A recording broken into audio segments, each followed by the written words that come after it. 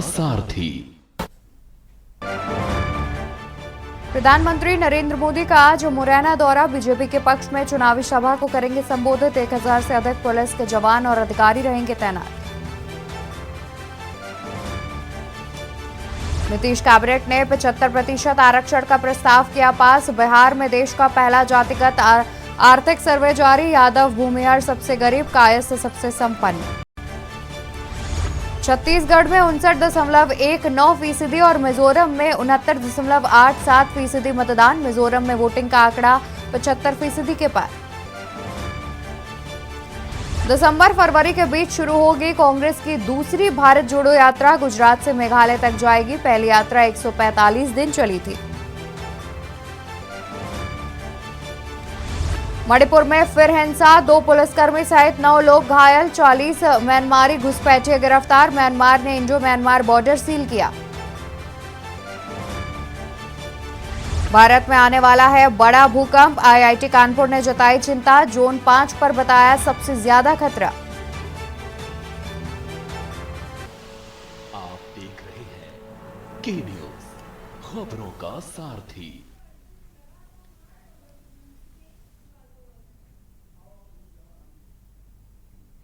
नमस्कार, स्वागत है आपका के न्यूज इंडिया में। मैं हूं आपके साथ अवंतिका अवस्थी और आप देख रहे हैं देश की बात।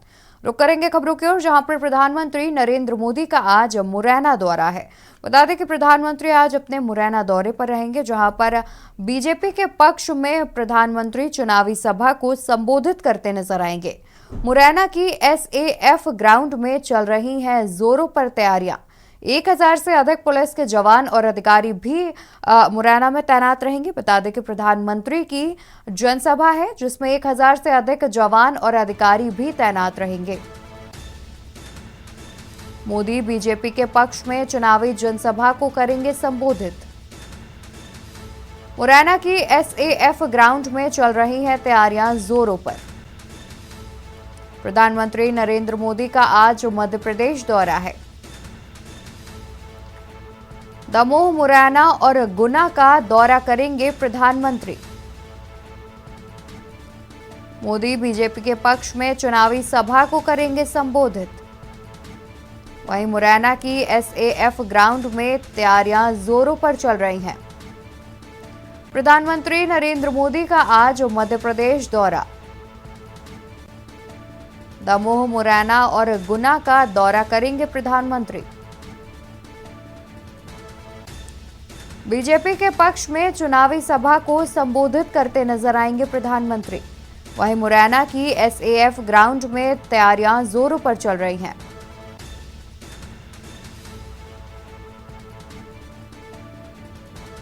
तो इसी खबर पर तमाम जानकारी के लिए हमारे साथ संवाददाता प्रवेश शर्मा जुड़े हुए हैं। प्रवेश, आपसे जानना चाहेंगे, देखा जाए तो जिस तरीके से प्रधानमंत्री लगातार मध्य प्रदेश दौरे पर चल रहे हैं, क्योंकि अब से कुछ ही समय में मध्य प्रदेश में भी चुनाव होना है, तो उसको लेकर के प्रधानमंत्री के ये जो दौरे हैं, ताबड़तोड़ दौरे, उनको कितना अहम माना जा रहा है? देखिए, मैं आपको बता दूं, चुनावी समर चल रहा है। 5 राज्यों में चुनाव है और सबसे बड़ी बात यह है कि सेमीफाइनल है लोकसभा 2024 का, और इसके लिए सभी पार्टियों ने अपनी कमर कसी हुई है। लगातार हम देख रहे हैं कि प्रधानमंत्री मोदी भी खुद जाकर चुनावी जनसभा को संबोधित कर रहे हैं, और इसी संदर्भ में आज जो है वो मध्य प्रदेश में रहेंगे। और सबसे बड़ी बात है कि 2 जिला जो है मध्य प्रदेश के, गुना और मुरैना, दोनों को आज प्रधानमंत्री मोदी का दौरा है, और दोनों में प्रधानमंत्री मोदी आज पहुंचेंगे। लगभग 1:30 बजे के आसपास बताया जा रहा है कि गुना में वो एक जनसभा को संबोधित करेंगे, और लगभग शाम को 4 बजे के बाद जो है मुरैना में पहुंचकर वहां पर भी एक जनसभा को संबोधित करेंगे। लेकिन मैं बता दूं कि प्रधानमंत्री की रैली के तो है ही, लेकिन उसके साथ साथ यूपी के सीएम, उत्तर प्रदेश के जो सीएम है योगी आदित्यनाथ, वो भी स्टार प्रचारक है। वो भी आज इसी चुनाव समर को लेकर जो है लगातार रैलियों पर है। आज राहुल गांधी भी आज मध्य प्रदेश में रैली कर रहे हैं। इसके अलावा प्रियंका गांधी की भी आज इंदौर में एक रैली है, जिसमें चुनावी समर को लेकर वो भी अपनी चर्चा करेंगी। जी बिल्कुल प्रवेश, जिस तरह से देखा जाए कि कल छत्तीसगढ़ में पहले चरण का चुनाव शुरू हो गया है, मिजोरम में भी चुनाव हो गया है, तो एक तरीके से जो चुनावी प्रक्रिया है वो चालू हो गई है कल, यानी कि 7 सितंबर, माफ कीजिएगा, नवंबर से। और मध्य प्रदेश की बात की जाए तो बीते कुछ दिनों में मध्य प्रदेश में कई ऐसे कांड हुए हैं जिससे बीजेपी की जो छवि है वो धूमिल होती नजर आ रही है। तो कहीं ना कहीं उसको सुधारने के लिए मुख्यमंत्री और प्रधानमंत्री, मुख्यमंत्री योगी आदित्यनाथ और प्रधानमंत्री के लगातार ताबड़तोड़ बैक टू बैक दौरे कराए जा रहे हैं। और साथ ही कहीं ना कहीं कांग्रेस और सपा भी मध्य प्रदेश की जनता को साधने में जुटी हुई है, क्योंकि लगातार कांग्रेस, सपा और अन्य जितने भी विपक्षी पार्टियां हैं वो भी मध्य प्रदेश में दौरा कर रही हैं। बिल्कुल, देखिए आपने बिल्कुल सही कहा कि मध्य प्रदेश में लगातार से पिछले कई वर्षों से बीजेपी की सरकार है और इस बार कुछ ऐसे वाकये जरूर हुए हैं जिसको लेकर मध्य प्रदेश की जनता में हलचल मची हुई है। और इसमें कोई दोहराए भी नहीं है कि लगातार प्रधानमंत्री मोदी जब ऐसी कोई संभावनाएं जताई जाती है तो वहां पर कुछ ज्यादा दौरे करते हैं ताकि बीजेपी को किसी प्रकार का जो है अपना हानि ना उठानी पड़े। वैसे भी माना जाता है कि मध्य प्रदेश जो है बीजेपी का गढ़ है और लगातार बीजेपी वहां से जीती है, लेकिन जिस तरीके के हालात हैं तो उसको देखते हुए प्रधानमंत्री मोदी खुद कमान संभालते हैं और खुद वहां पर जाकर जनसभा को संबोधित करेंगे और बात करें विपक्ष पर हमला करेंगे। और प्रधानमंत्री मोदी जब हमला करते हैं तो कूटनीति के तहत करते हैं और सीधा प्रहार करते हैं और यही वजह है कि लोग उनको पसंद करते हैं। और देखने वाली बात यह है कि जब इस बार 17 नवंबर को मध्य प्रदेश में वोटिंग होगी तो क्या वो प्रधानमंत्री मोदी या बीजेपी के पक्ष में होगी, ये आने वाला समय तय करेगा। बिल्कुल प्रवेश, जिस तरह से देखा जाए तो बीजेपी जो है कमर कस के तैयारी कर रही है, क्योंकि कहीं ना कहीं बीजेपी की छवि जो है वो बीते कुछ दिनों में मध्य प्रदेश में धूमिल होती नजर आ रही है। इसी खबर पर हमारे साथ संवाददाता कुलदीप कुलश्रेष्ठ भी जुड़े हुए हैं, माफ कीजिएगा शुभम कुलश्रेष्ठ जुड़े हुए हैं। शुभम, आपसे जानना चाहेंगे कि आज मध्य प्रदेश दौरे पर 2 जिलों पर पहुंचेंगे जहां पर जनसभा करते नजर आएंगे प्रधानमंत्री। क्या कुछ तैयारियां कर ली गई हैं प्रधानमंत्री के आगमन को देखते हुए? मैं आपको बता दूं, मुरैना में आज मोदी जी का दौरा है। शाम को 4 बजे वो मुरैना आएंगे और ऐसा मुरैना के एसएफ ग्राउंड में जो 6 विधानसभा के प्रत्याशियों के साथ क्या कहते हैं सभा को संबोधित करेंगे और जनता से वोट मांगेंगे, जिसको लेके प्रशासन की सारी तैयारियां पूर्ण की गई है, जिसमें 1000 से अधिक जो जवानों को लगाया गया है। उधर बीएसएफ के जवानों को लगाया गया है, उधर से मतलब पूरे जमीन से लेके आसमान तक जो है सुरक्षा की पूरी दृष्टि से पूरा की गई है। तो ऐसा जो मुरैना में ऐसा ग्राउंड में जो 3-4 किलोमीटर का जो एरिया बताया गया है, जो हेलीपैड से और जो ग्राउंड का, उसके बीच में रेड जोन और नो फ्लाई जोन घोषित किया गया है, जो आप 6 तारीख से लेकर 9 तारीख तक। जी शुभम, देखा जाए तो जिस तरीके से बीजेपी में अभी कुछ दिन पूर्व भी मुख्यमंत्री योगी आदित्यनाथ पहुंचे थे मध्य प्रदेश दौरा करने के लिए और उसके बाद फिर एक बार से प्रधानमंत्री आ रहे हैं, तो इस दौरे को कितना अहम माना जा रहा है? क्योंकि कांग्रेस की तरफ से भी राहुल गांधी और सूचना मिल रही है कि प्रियंका गांधी भी जनसभा कर सकती हैं आज ही। जी, मुरैना की बात की जाए तो मुरैना में दिमनी विधानसभा क्षेत्र से मोदी जी के करीबी माने जाने वाले नरेंद्र सिंह तोमर, जो दिमनी विधानसभा से चुनाव लड़ रहे हैं, उनकी सीट के लिए ये विशेष दौरा लोगों के दिमाग में एक बनाया हुआ है कि लोगों का कहना है कि ये जो दौरा मोदी जी का इस बार हो रहा है वो नरेंद्र सिंह तोमर की वजह से किया जा रहा है, क्योंकि उनकी सीट जो यहाँ पे लोगों के दिमाग में ये बात चलती है कि ये उनकी सीट अभी दिमनी से फंसी हुई है। जो मतलब केंद्रीय मंत्री हैं उनको इस बार शायद हार का सामना करना पड़ सकता है। इस चीज को लेकर शायद मोदी जी का दौरा इस बार किया जा रहा है। तो जनता का जो रुख है वो कहना चाहते हैं कि मोदी जी शायद इसी वजह से उनको डर है कि कहीं बीजेपी इस बार हार का सामना ना करे। जी बिल्कुल, देखा जाए तो इस तरीके से मध्य प्रदेश के चुनाव को जीतने के लिए बीजेपी ने काफ़ी कुछ तैयारियां कर ली हैं। ताबड़तोड़ दौरे लगातार बीजेपी के कई बड़े दिग्गज नेता करते नजर आ रहे हैं। शुक्रिया शुभम आपका, और साथ ही शुक्रिया प्रवेश आपका तमाम जानकारी हमारे दर्शकों तक पहुंचाने के लिए। तो बता दें कि आज दमोह, मुरैना और गुना के दौरे पर रहेंगे प्रधानमंत्री नरेंद्र मोदी, जहां पर चुनावी जनसभाओं को संबोधित करते नजर आएंगे। साथ ही आपको बता दें कि बीते कुछ दिनों से मध्य प्रदेश में कुछ ऐसी घटनाएं, कुछ ऐसे कांड हुए हैं जिससे बीजेपी की छवि धूमिल नजर आ रही है, जिसको ठीक करने के लिए, साथ ही जनता के बीच फिर से अपनी पहचान बनाने के लिए और अपनी पकड़ बनाने के लिए बीजेपी के कई दिग्गज नेता लगातार दौरा कर रहे हैं। बता दें कि मध्य प्रदेश में कुछ दिनों में चुनाव होने हैं। 17 नवंबर को चुनाव होने हैं मध्य प्रदेश में।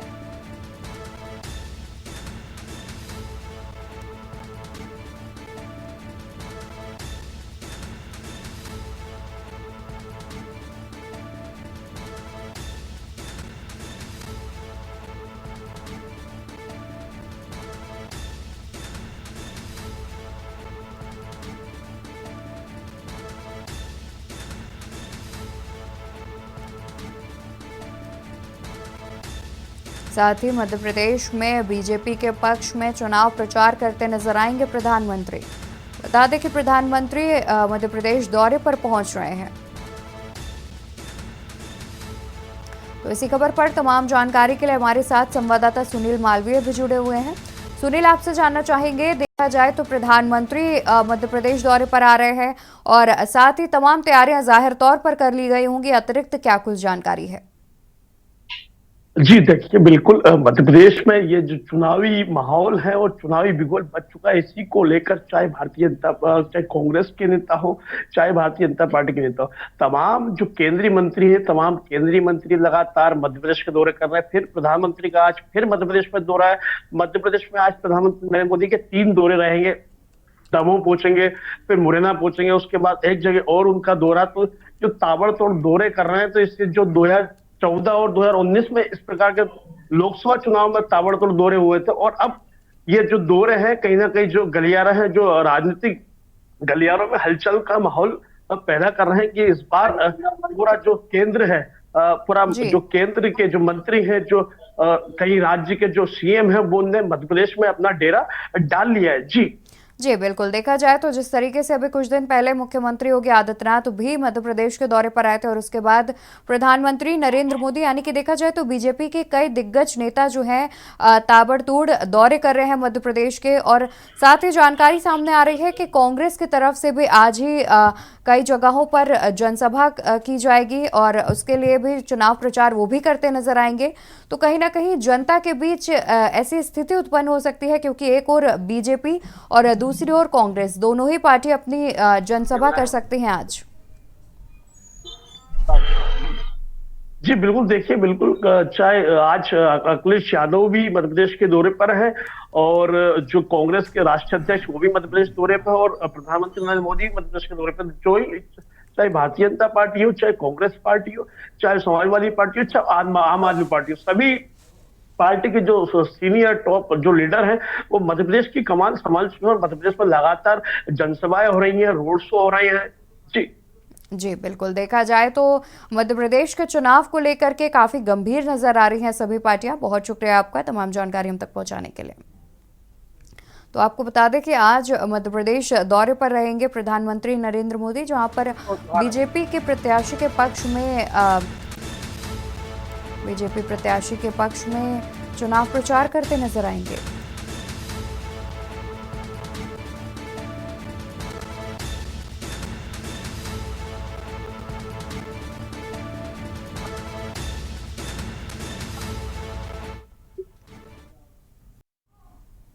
ब्रेक से वापस आ चुके हैं, रुक करेंगे खबरों की ओर। रामनगरी अयोध्या से खबर आपको बताते हैं, जहां रामनगरी अयोध्या में योगी कैबिनेट की बैठक होनी है कल। कैबिनेट के जरिए रामराज्य का एहसास सरकार।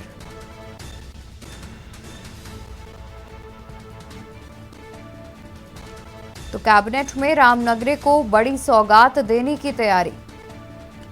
कैबिनेट में करीब 2 दर्जन प्रस्ताव रखे जाएंगे। इसी खबर पर तमाम जानकारी के लिए हमारे साथ संवाददाता आरपी सिंह जुड़े हुए हैं।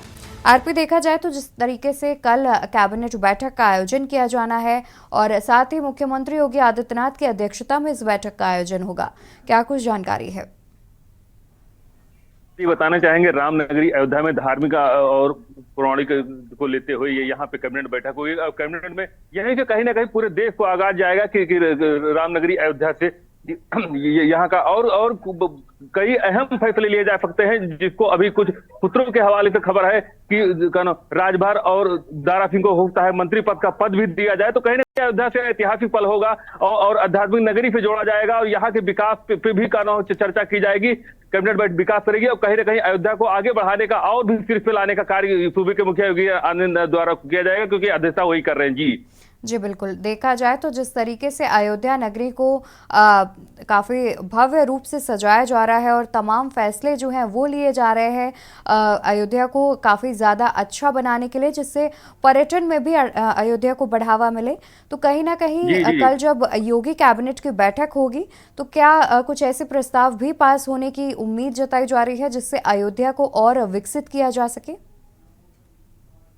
बताना चाहेंगे कि कहीं ना कहीं कैबिनेट की बैठक कराने का प्रस्ताव यह है कि अयोध्या में कितना विकास हुआ है, चौतरफा कितना विकास हुआ है, एक जुड़ाव बढ़ जाएगा और पूरे भारत में अयोध्या का संदेश जाएगा, क्योंकि दीप महोत्सव सामने खड़ा है, प्राण प्रतिष्ठा सामने आ रही है, तो कहीं ना कहीं अयोध्या का आध्यात्मिक नगरी पे जोड़ने का कार्य करेगी। और जो है इलेक्शन नजदीक आ रहा है, तो कहीं ना कहीं आगाज भी यहीं से होगा सिस्टम का। तो कहीं सूबे के मुखिया योगी आदित्यनाथ जी का जो फैसला है बहुत अहम फैसला है, और ये कहीं ना कहीं आगे चल के बीजेपी के लिए बहुत प्लस पॉइंट नजर आएगा। जी बिल्कुल। आरपी, देखा जाए तो जिस तरीके से योगी कैबिनेट की बैठक होनी है और खुद मुख्यमंत्री इस बैठक की अध्यक्षता करेंगे, तो जाहिर तौर पर कई ऐसे अहम मुद्दे उठाए जा सकते हैं और कई ऐसे मुद्दों पर मुहर भी लगती नजर आ सकती है। शुक्रिया आपका तमाम जानकारी हमारे दर्शकों तक पहुंचाने के लिए। तो आपको बता दें कि अयोध्या में योगी कैबिनेट की बैठक होनी है, जिसकी अध्यक्षता खुद मुख्यमंत्री योगी आदित्यनाथ करते हुए नजर आएंगे।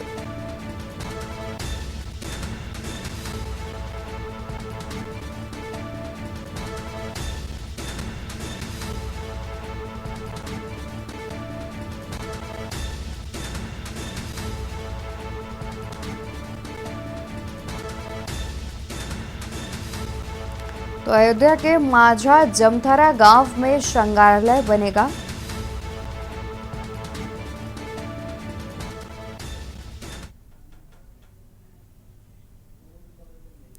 वहीं 25 एकड़ भूमि दिए जाने का प्रस्ताव भी कल की कैबिनेट बैठक में पास हो सकता है। पर्यटन विभाग को दिए जाने का आ सकता है प्रस्ताव। देवीपाटन धाम तीर्थ क्षेत्र विकास परिषद का प्रस्ताव पास हो सकता है। खबर राजधानी लखनऊ से बता दें, जहां पर बसपा सुप्रीमो मायावती का एमपी दौरा है आज। बसपा सुप्रीमो मायावती आज अपने मध्य प्रदेश दौरे पर रहेंगी। सतना और रीवा में जनसभा को संबोधित करेंगी बसपा सुप्रीमो मायावती। सतना में रीवा रोड स्थित बीटीआई मैदान में करेंगी रैली। वहीं रीवा में एसएएफ की नवी बटालियन ग्राउंड में भी रैली का आयोजन किया गया है। बसपा सुप्रीमो मायावती एमपी दौरे पर हैं, जहां पर वो चुनावी जनसभाओं को संबोधित करते भी नजर आएंगे।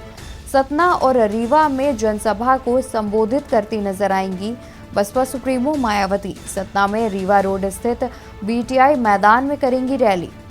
वहीं रीवा में एसएएफ की नवी बटालियन ग्राउंड में करेंगी रैली। बसपा सुप्रीमो मायावती का मध्य प्रदेश दौरा आज, जहां पर वो सतना और रीवा में जनसभा को संबोधित करती नजर आएंगी। सतना में रीवा रोड स्थित बीटीआई मैदान में होनी है रैली। वहीं रीवा में एसएएफ की नवी बटालियन ग्राउंड में होनी है रैली। बसपा सुप्रीमो मायावती का मध्य प्रदेश दौरा है, जहां पर सतना और रीवा में चुनावी जनसभाओं को संबोधित करती नजर आएंगी बसपा सुप्रीमो मायावती। बता दें कि मध्य प्रदेश में कुछ ही दिनों में चुनाव होने हैं, जिसको लेकर के तमाम पार्टियां अपनी अपनी ताकत और अपना अपना दमखम दिखाने में जुटी हुई हैं, जिसमें बीजेपी, कांग्रेस, सपा के साथ साथ बसपा भी मध्य प्रदेश के चुनाव में जनता को साधने में जुटी हुई है। जनता के बीच जा करके अपने अपने वादे और घोषणा पत्र दिखाते नजर आएंगे सब लोग। बता दें कि आज सतना और रीवा में एक चुनावी जनसभा को संबोधित करते नजर आएंगी मायावती। वहीं बात करें मध्य प्रदेश में, आज पहुंच रहे हैं मध्य प्रदेश के मुरैना में भी पहुंच रहे हैं प्रधानमंत्री, और साथ ही आज ही सतना और रीवा में चुनावी जनसभा को संबोधित करते नजर आएंगी बसपा सुप्रीमो मायावती। यानी कि चुनाव से पहले मध्य प्रदेश में तमाम नेताओं का, तमाम बड़े दिग्गज नेताओं का जमावड़ा लगा हुआ है। इस खबर पर तमाम जानकारी के लिए हमारे साथ संवाददाता भरत सेठी हमारे साथ जुड़े हुए हैं। भरत, आपसे जानना चाहेंगे कि मध्य प्रदेश में चुनाव होने वाले हैं, उससे पहले बसपा सुप्रीमो मायावती सतना और रीवा में चुनावी जनसभाओं को संबोधित करती नजर आएंगी। तो कहीं ना कहीं देखा जाए तो मध्य प्रदेश में होने वाले चुनाव से पहले बसपा की ये तमाम जो तैयारियां हैं वो कर रहे हैं, और मुख्य तौर पर खुद मायावती पहुंची हुई है वहां पर चुनावी जनसभाओं को संबोधित करने। अनम्यूट कर लीजिए भरत। आवाज पहुंच रही है मेरी? जी पहुंच रही है, बोलिए आप। निश्चित तौर पर जिस तरीके से मध्य प्रदेश में चुनाव है, उस पर तमाम जो बड़े दिग्गज नेता है, स्टार प्रचारक है, स्वयं पहुंच रहे हैं और अपनी अपनी सीट्स को जिताने के लिए अपनी अपनी पार्टी के जो भी चेहरे हैं उनको जिताने के लिए प्रयास कर रहे हैं। अगर बात करें मायावती की, तो मायावती मध्य प्रदेश दौरे पर है, लगातार रैली को संबोधित कर रही है। और आज बात करें तो सतना और रीवा में भी रैली को बड़ी जनसभा संबोधित करेंगी, जिससे कई तमाम जो लोग पहुंचेंगे अपने प्रत्याशियों को जिताने के लिए। लगातार मायावती ने भी अब कमर कसी है। मध्य प्रदेश की सियासत में अब कह सकते हैं कि बीएसपी भी अपनी जो मजबूत पकड़ है उसको दिखाना चाहेगी। इस कारण स्वयं मायावती मध्य प्रदेश में है और लगातार रैलियों को संबोधित कर रही है। अगर बात करें उस पहले जो रैली जो संबोधित हुई उसमें उन्होंने कांग्रेस को भी घेरा है और साथ ही साथ भारतीय जनता पार्टी को भी घेरने का प्रयास किया है। अब ये लगातार जो सीटें हैं वो जीतने का प्रयास बीएसपी करेगी, क्योंकि ये माना जा रहा है जो 2000 चुनाव है उससे पहले जो 5 राज्यों में चुनाव है वो चुनाव कह सकते हैं सेमीफाइनल तरीके से माने जा रहे हैं कि किस तरीके से जो सीट है वो ज्यादा पार्टियां है जीतना चाहेगी। अगर बात करें बीजेपी की तो खुद उत्तर प्रदेश के मुख्यमंत्री योगी आदित्यनाथ मध्य प्रदेश में कई रैलियों को संबोधित किया। चाहे अखिलेश यादव की बात करें उन्होंने भी रैली को संबोधित किया। अब मायावती जो स्वयं बीएसपी की मानी जाती है वो खुद अब मध्य प्रदेश में है और लगातार यही प्रयासरत रहेंगी ज्यादा से ज्यादा मध्य प्रदेश में भी जीत सीटें हासिल करें। इसके लिए कई रैली को संबोधित करने उन्होंने ये भी बोला कि कांग्रेस जिस तरीके से रही तो कहीं उन्होंने कई मुद्दों को लेकर सरकार को घेरने के प्रयास, कांग्रेस को घेरने का प्रयास किया और बीजेपी को घेरने का प्रयास किया। अब देखना ये होगा कि वो खुद अभी जनसभाओं को संबोधित कर रही है और आगे भी मध्य प्रदेश में संबोधित करती रहेगी। कितना असर पड़ेगा, क्या जो बीएसपी है जो सीट कितना वो जीतने में कामयाब रहेगी मायावती रैली के बाद। फिलहाल तमाम जो पार्टी के बड़े दिग्गज है वो खुद मैदान पर उतरे हुए अपनी अपनी पार्टी के जो टिकट जिताने के लिए लगातार सभी प्रयास कर रहे हैं। अब कितना प्रयास सफल होता है और सतना और रीवा में कितनी जनसभा को संबोधित और क्या क्या बातों को सामने रखेंगे, किस किस उपलब्धियों को जो बीएसपी है वो गिनाएगी, ये इंपॉर्टेंट बात है। जी बिल्कुल भरत, जिस तरीके से देखा जाए तो मध्य प्रदेश में कुछ ही समय में चुनाव होने हैं और इससे पहले तमाम जितनी भी बड़ी पार्टियां हैं उसमें जितने भी दिग्गज नेता हैं वो खुद मध्य प्रदेश में चुनाव प्रचार प्रसार करने के लिए पहुंच रहे हैं। इसी कड़ी में मायावती भी पहुंची हुई हैं। भरत, साथ ही ये भी जानना चाहेंगे कि देखा जाए तो पिछले कुछ समय से चुनावों में बसपा जो है वो कहीं ना कहीं सक्रिय नहीं दिख रही थी और उसके बाद अब लोकसभा चुनाव में अचानक से बसपा जो है वो सक्रिय होती नजर आ रही है।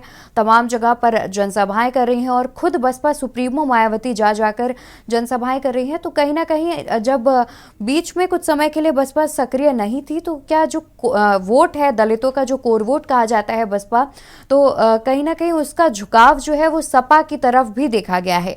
तो क्या इस बार दोबारा से जो उनकी जितनी भी जनता है जो दलित है उन्हें साधने में सफल हो पाएंगी बसपा सुप्रीमो? लेकिन निश्चित तौर पर मायावती जब डीएक्टिवेट मोड पर थी तो कहीं ना कहीं उनका जो परसेंटेज था वो भी डाउन हुआ। चुनाव देखा गया उत्तर प्रदेश चुनाव से कितना उनको नुकसान देखा पड़ा, क्योंकि एक समय मायावती का बहुत बड़ा नाम था, मुख्यमंत्री बहुमत से सीट को हासिल किया था, तमाम जीतकर मुख्यमंत्री बनी थी। लेकिन कहीं ना कहीं उसके बाद जो जब वो हारी मुख्यमंत्री और बीएसपी गवर्नमेंट जब चुनाव हारी तो कहीं ना ये देखा गया कि मायावती चुनाव के मैदान पर नहीं उतरती थी और इससे कहीं ना कहीं जो कार्यकर्ता थे जो बीएसपी से लोग जुड़े हुए लोग थे, चाहे वो बात करें तो कहीं ना कहीं ऊपर ये आया था कि मायावती जी खुद नहीं आ रही है और जो दलित वोट है कहीं ना कहीं उनका जो परसेंटेज था वो भी डाउन हुआ था। अगर अब बात करें सतीश चंद्र मिश्रा तमाम जो बीएसपी के बड़े नेता तो रैलियों को संबोधित करते थे, लेकिन अगर मायावती की बात करें वो रैलियों पर इतना नहीं जाती थी और संबोधित नहीं करती, जनता के बीच में नहीं जाती थी। लेकिन ये कहीं ना कहीं इस बीच जो देखा जा रहा है कि मध्य प्रदेश में और तमाम जगह जो खुद मायावती पहुंच रही है उससे कहीं ना कहीं जो दलित वर्ग है हो सकता है उसका परसेंटेज उनकी तरफ और बढ़े और जो चुनाव है 2024 में उसका भी अगर मायावती जिस तरीके से दौरे करेंगे और जनता के बीच में जाएंगे तो उसका फर्क है साफ तौर पर देखने को मिलेगा और जो बीएसपी की सीट है उसका जो परसेंटेज है वो भी निश्चित तौर पर बढ़ेगा। मायावती जब मैदान पर उतरती है एक जनसैलाब उतरता था, पहले देखा जाता था कि हजारों की तादाद लाखों की तादाद पे जो कार्यकर्ता जो दलित वोटर्स थे वो हर जगह पहुंचते थे। उत्तर प्रदेश में कहीं में भी अगर रैली संबोधित होती थी, अगर कई राज्यों में भी रैली संबोधित थी तो एक बड़ा जनसैलाब देखने को मिलता था कि मायावती को सुनने के लिए लोग पहुंचते थे।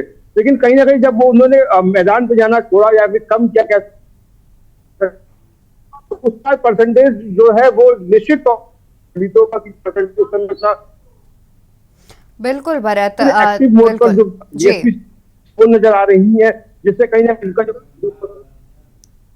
बिल्कुल, देखा जाए तो जिस तरीके से पिछले कुछ दिनों से कुछ समय से जब बसपा की तरफ से ज़्यादा कोई मूवमेंट नहीं हो रहा था चुनावों में, और उसके बाद खुद मायावती का चुनाव प्रचार करने के लिए मैदान में उतरना कहीं ना कहीं ये दर्शाता है कि दोबारा से मायावती जो उनके वोटर्स हैं उन्हें साध सकती हैं और साथ ही बसपा की तरफ झुकाव उनका करा सकती हैं। बहुत शुक्रिया आपका तमाम जानकारी हमारे दर्शकों तक पहुँचाने के लिए। तो आपको बता दें कि बसपा सुप्रीमो मायावती मध्य प्रदेश दौरे पर हैं, जिसमें आज वो सतना और रीवा में चुनावी जनसभाओं को संबोधित करती नजर आ सकती हैं। साथ ही मध्य प्रदेश में जैसे जैसे चुनाव की तारीख नजदीक आ रही है, वैसे वैसे ही तमाम जितनी भी पार्टियां हैं, फिर चाहे वो पक्ष हो या विपक्ष, उसके दिग्गज नेता पहुंच रहे हैं, लगातार चुनाव प्रचार कर रहे हैं, चुनावी जनसभाओं को संबोधित कर रहे हैं। इसी कड़ी में बसपा सुप्रीमो भी पहुंच रही हैं। देखा जाए तो बसपा सुप्रीमो मायावती जनसभाओं को संबोधित बहुत ही कम करती हुई नजर आती हैं, लेकिन जिस प्रकार से पिछले कुछ दिनों से बसपा चुनावों से और तमाम प्रक्रियाओं से डीएक्टिवेट यानी कि सक्रिय नहीं चल रही थी, उसके बाद उसका चुनावों में सक्रिय होना कहीं ना कहीं ये दर्शाता है कि इस बार मायावती कुछ विशेष रणनीति के तहत जो है वो चुनावी मैदान में उतरी हैं और साथ ही खुद जाकर चुनावी जनसभाओं को संबोधित कर रही हैं। बात करें अगर मध्य प्रदेश की, तो मध्य प्रदेश बीजेपी का गढ़ माना जाता है। लगातार 2 बार से बीजेपी की सरकार बन रही है। उसके बाद विपक्ष अपना दमखम दिखाकर मध्य प्रदेश में चुनाव जो आ रहे हैं उसमें अपना दमखम दिखाकर वहां की खबरों की ओर खबर हल्द्वानी से आपको बताते हैं, जहां एमबीपीजी कॉलेज में एबीवीपी कॉलेज का कब्जा, माफ कीजिएगा एबीवीपी का कब्जा, एमबीपीजी कॉलेज में एबीपी का कब्जा। छात्र संघ चुनाव में अध्यक्ष पद पर हुई कांटे की टक्कर। एबीवीपी प्रत्याशी सूरज रमोला 17 वोटों से हुए विजयी। एबीवीपी को 5 साल बाद एमबीपीजी कॉलेज में मिला कब्जा। पदाधिकारियों को कॉलेज प्रशासन ने दिलाई शपथ। चुनाव में 37% छात्र छात्राओं ने मतदान किया। उपाध्यक्ष पद पर अमन सिंह बिस्ट हुए विजयी। छात्रा उपाध्यक्ष पद पर कविता बोहरा ने जीत की दर्ज। सचिव पद पर कमल सिंह बोहरा हुए विजयी।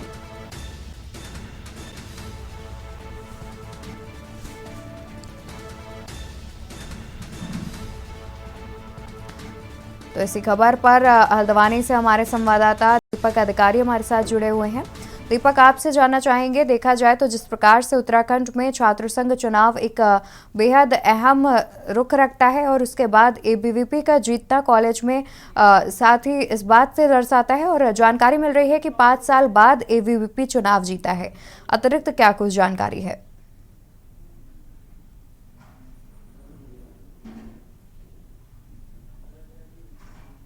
दीपक, क्या आपको हमारी आवाज मिल पा रही है?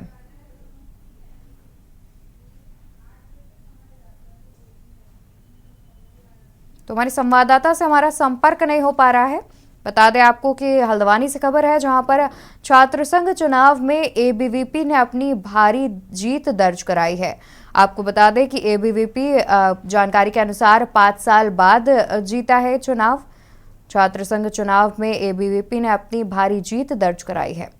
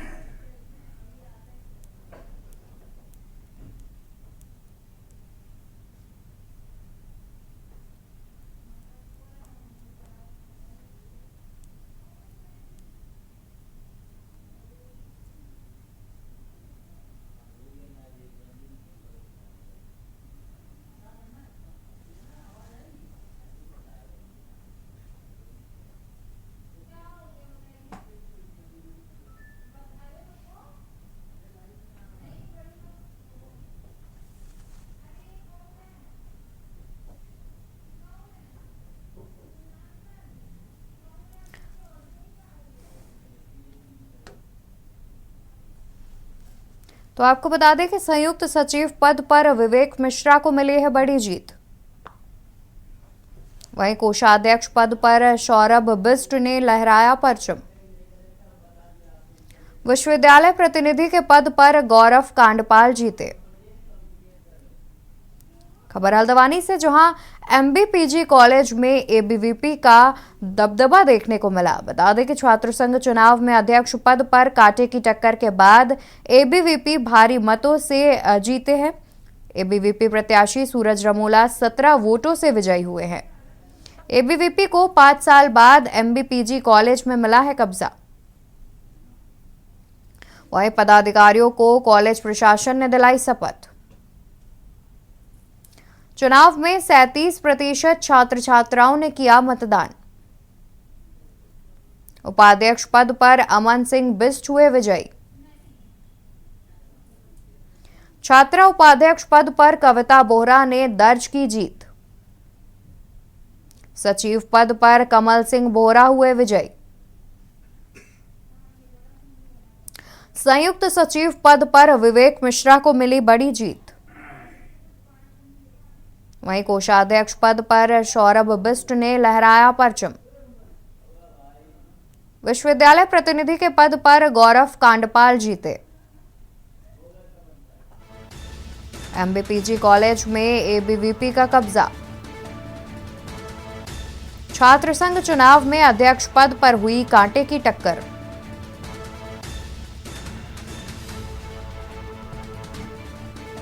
एबीवीपी प्रत्याशी सूरज रमोला 17 वोटों से हुए विजयी। एबीवीपी को एमबीपीजी कॉलेज पर 5 वर्षों बाद मिला है कब्जा। एक बार फिर से हमारे संवाददाता दीपक अधिकारी हमारे साथ जुड़े हुए हैं। दीपक, आपसे जानना चाहेंगे कि करीब 5 साल बाद एमबीवीपी कॉलेज पर कब्जा मिला है एबीवीपी को, और साथ ही 17 वोटों से प्रत्याशी जो हैं वो विजयी हुए हैं। इसके अलावा क्या कुछ जानकारी है? मैं बताना चाहूँ, कुमाऊं के सबसे बड़े कॉलेज एमबीजी कॉलेज में कल एबीवीपी को 17 वोटों से जीत मिली है, जहां सूरज रमोला और संजय जोशी अध्यक्ष प्रत्याशी थे, जिसमें सूरज रमोला को 17 वोटों से विजय हुए हैं। एबीवीपी को कहीं न कहीं 5 साल बाद उसका कब्जा हुआ है, जिसको लेकर एबीवीपी के कार्यकर्ता थे उनको कहीं न कहीं खुशी देखने को मिली है। जी, देखा जाए तो जिस प्रकार से देखा जाता है कि छात्र संघ चुनाव एक अहम भूमिका भी निभाते हैं, और खास तौर पर देखा जाए तो एबीवीपी को 5 साल बाद कब्जा मिला है और साथ ही 17 वोटों से भी विजयी हुए हैं। जब चुनाव हुआ था उस दौरान सुरक्षा के क्या कुछ इंतजाम किए गए थे, क्योंकि जानकारी मिल रही थी कि धारा 144 का उल्लंघन किया गया है। तो बताना चाहूँगा, जिस प्रकार धारा 144 का उल्लंघन होगा, साफ तौर पर आपको मैंने वीडियो भी भेजी थी, आप देख सकते हैं, उसमें भी लगातार धारा 144 का उल्लंघन हो रहा है, जिसमें 200 मीटर के अंदर कहीं ना कहीं ना कोई जुलूस निकलेगा न कुछ होगा। उसके बावजूद भी धारा 144 का उल्लंघन हो रहा, साफ तौर पर पुलिस प्रशासन मुस्तैद खड़ा था, लेकिन उसके बाद भी उनके मुंह के आगे से जिस तरीके से रैलियां निकल रही, जिस तरीके से जबरदस्ती चली थी, उसके बाद थोड़ी देर बाद वहां पे पथराव भी हो गया, लाठीचार्ज हो गई कार्यकर्ताओं द्वारा, चाहे वो एबीवीपी हो चाहे एनएसआई हो, उनके कार्यकर्ताओं द्वारा पथराव भी हुआ। जी, लेकिन जैसा कि आपने बताया कि पथराव, लाठीचार्ज ये सब किया गया है, तो उस पर छात्र छात्राओं का क्या रुख था? क्योंकि देखा जाए तो पहले से ही प्रशासन ने धारा 144 लागू कर दी थी और उसका उल्लंघन छात्र छात्राओं के द्वारा किया गया, जिसके बाद प्रशासन को ऐसा कदम उठाना पड़ा। तो छात्र छात्राओं पर क्या रुख था इस बात पर? छात्र छात्राओं को, जितने भी जो छात्र छात्र थे, उनको सिर्फ जीत का ही माहौल देखने को था। उनको क्योंकि लगातार लग रहा था कि कहीं ना कहीं हमारा कैंडिडेट जीते, जिसको लेके कभी कोई अपना रैली निकाले तो कभी कोई अपनी रैली निकाले, प्रशासन बार बार उनको भगा रहा था। जिसके बाद भी उसके बाद थोड़ी देर बाद वहाँ पे लाठीचार्ज हो गया। इसके बाद जो कार्यकर्ताओं द्वारा वो लाठीचार्ज पुलिस प्रशासन से कहीं ना कहीं उसको संभाला। उसके बाद दूसरी तरह से वहाँ पे पत्थरबाजी भी होने लगी, जिसके पास जो रेड फोर्स आई थी, जो फोर्स बुलाई गई थी जो बाहर से, वो कहीं ना कहीं सक्रिय हुई, जिसके बाद जितने जो छात्र थे उन्होंने भगदड़ मच गई। जी बिल्कुल, देखा जाए तो छात्र संघ चुनाव से पहले तमाम ऐसी चीजें देखने को जाहिर तौर पर मिलती है, क्योंकि कहीं ना कहीं छात्र चाहते हैं कि उनकी पार्टी जीते और वो आखिरी दम तक अपना दमखम दिखाने में पीछे नहीं हटते। बहुत शुक्रिया आपका तमाम जानकारी हम तक पहुंचाने के लिए। तो आपको बता दें कि हल्द्वानी के कॉलेज में छात्र संघ चुनाव हुआ था, जिसमें करीब 5 साल बाद एबीवीपी ने अपना कब्जा जमाया है। और यहाँ रुकेंगे एक छोटे से ब्रेक के लिए, जल्द हाजिर होंगे अन्य खबरों के साथ। आप देखिए ब्रेक से वापस आ चुके हैं, रुक करेंगे खबरों की ओर, जहां आतिशबाजी से पहले ही लखनऊ की हवा हुई जहरीली। दिल्ली का असर अब प्रदेश की राजधानी लखनऊ में भी दिखाई देने लगा है, जहां पर लखनऊ का AQI लेवल हुआ खराब। 234 के पार पहुंचा लखनऊ का AQI लेवल। तालक कटोरा, लालबाग 342 के खतरनाक लेवल पर पहुंचा। और साथ ही बता दें कि गोमती नगर और BBD इलाके में 200 के पार AQI लेवल पहुंचा है। साथ ही जानकारी के अनुसार दिवाली के बाद भी बढ़ सकता है AQI लेवल। दिवाली से पहले ही लखनऊ की AQI लेवल खराब हो गई है। लखनऊ की हवा का स्तर खराब होता नजर आ रहा है, जहां पर AQI लेवल बढ़ता हुआ दिख रहा है। दिल्ली के बाद अब प्रदेश की राजधानी में भी AQI लेवल जो है उसमें बढ़ोतरी देखी गई है, जिसमें हवा की गुणवत्ता खराब होने की बात सामने आ रही है। साथ ही आपको बता दें कि दिवाली के बाद AQI लेवल के बढ़ने का और खतरा नजर आता है। इसी खबर पर तमाम जानकारी के लिए लखनऊ से हमारे संवाददाता पवन तिवारी हमारे साथ जुड़े हुए हैं।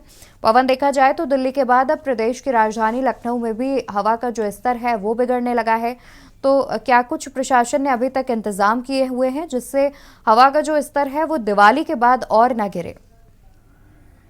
जी, आपको बता दें कि जो राजधानी लखनऊ है, यहाँ पर जो AQI का स्तर है वो 324 के पार पहुंच चुका है। जो तालकटोरा इंडस्ट्रियल एरिया है वहां पर सबसे ज्यादा खराब इस समय हवा है।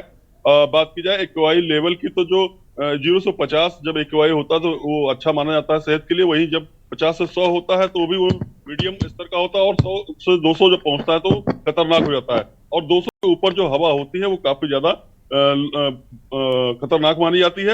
इस जो AQI लेवल जो बढ़ता जाता है, जब 200 के ऊपर होता है तो सांस के मरीजों की संख्या लगातार बढ़ती है और हृदय रोगी भी इसकी वजह से काफी ज्यादा बढ़ जाते हैं।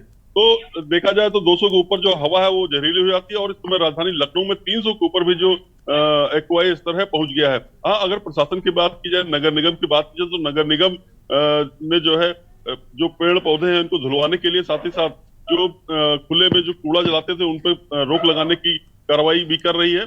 और जो पेड़ पौधे हैं जिस पर डस्ट जमा हो गई, जिसके कारण जो है वो ऑक्सीजन नहीं सही से दे पा रहे हैं, उस पर भी जो है धुलाई की कार्रवाई की जानी है, जिसके लिए बातचीत चल रही है। फिलहाल अभी तक इस तरह की कोई कार्रवाई नहीं की है, लेकिन इस तरह की बात चल रही है कि जो पेड़ पौधे हैं और जो खुले में कूड़ा जलाया जा रहा है इसको रोका जाएगा।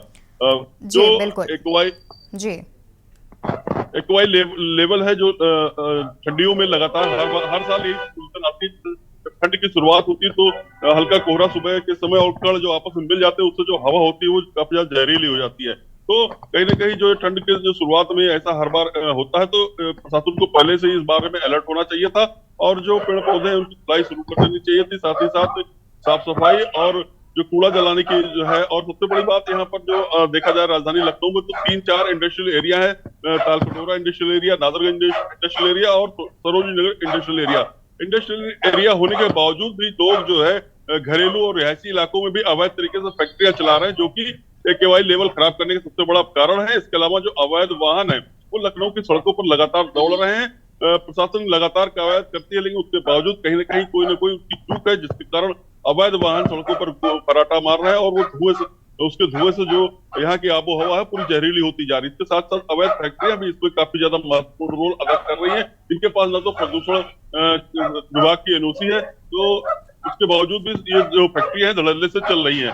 जी पवन, जैसा कि अभी आपने बताया कि कई रिहायशी इलाकों में भी जो है वो फैक्ट्रियां खुल गई हैं, और वहां पर भी फैक्ट्रियों का जो इस्तेमाल है वो धड़ल्ले से किया जा रहा है, और कई अवैध वाहन भी जो है वो इस्तेमाल में लाए जा रहे हैं। तो कहीं ना कहीं जब AQI लेवल बढ़ रहा है और हवा की जो गुणवत्ता है वो खराब हो रही है, तो अंदाजा लगाया जा सकता है कि आने वाले कुछ दिनों में ऐसी चीजों पर प्रशासन जो है वो शिकंजा कसता नजर आ सकता है। क्योंकि देखा जाए तो जिस प्रकार से दिल्ली में हवा का स्तर खराब हो रहा है और दिल्ली सरकार ने तमाम अहम फैसले उठाए हैं, फैसले लिए हैं, साथ ही तो कहीं ना कहीं लखनऊ में भी कुछ ऐसे फैसले लिए जा सकते हैं।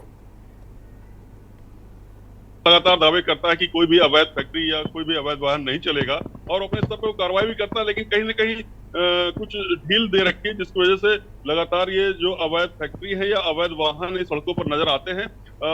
उसको लेकर जब शिकायत की जाती है तो उसमें भी तमाम तरह की अड़चने होती हैं, तो जो आम पब्लिक है उसकी शिकायतों कोई असर नहीं होता। हाँ, जिसमें दुर्घटना होती है तो जो अवैध फैक्ट्रियां जो शहरों जो मोहल्लों में चल रही है उस पर बाद में कार्रवाई की जाती है। तो कहीं ना कहीं प्रशासन की काफी लापरवाही है, क्योंकि जिस तरह से एक्वाई लेवल ये बढ़ रहा है उसको देखते हुए जो प्रदूषण विभाग है उसकी खास तौर से जिम्मेदारी है कि वो सब कुछ देखने के बाद ही एनओसी जारी करे। जो इंडस्ट्रियल एरिया लगाने जा रहे हैं कि कहाँ पर वो लगा रहे हैं उसकी पूरी तरह से जांच पड़ताल करके देना चाहिए। तो कहीं ना कहीं इसके साथ ही साथ यातायात विभाग को भी अब सक्रियता दिखानी पड़ेगी।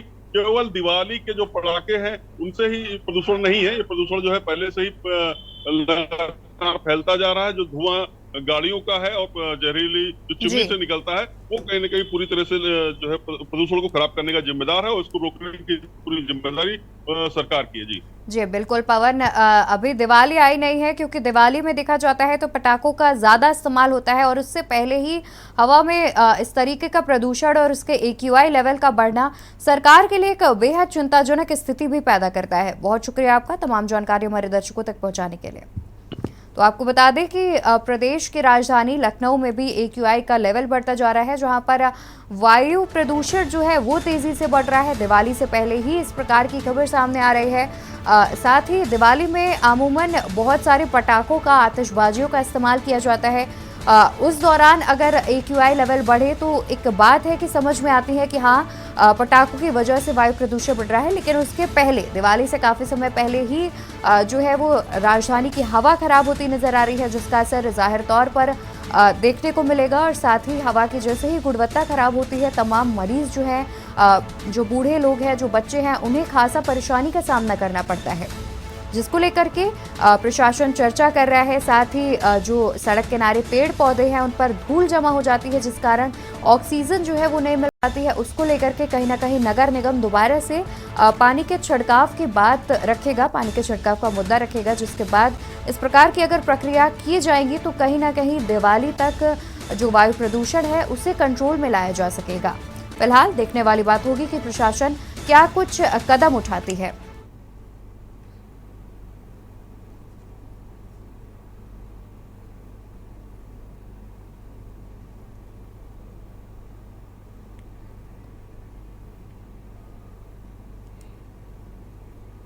और यहाँ पर रुकेंगे,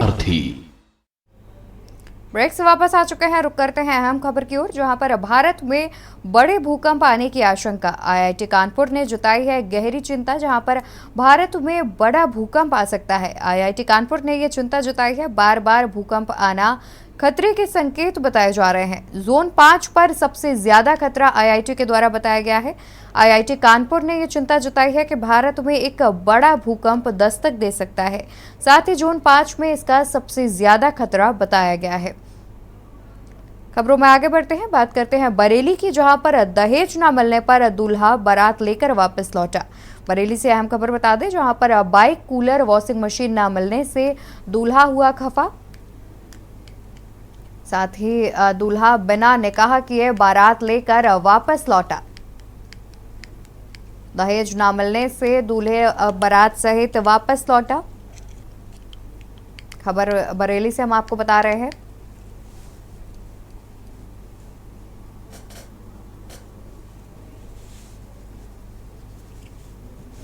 तो पूरा मामला बरेली का सामने आ रहा है, जहां पर दहेज न मिलने के कारण दूल्हा बारात के साथ वापस लौटा।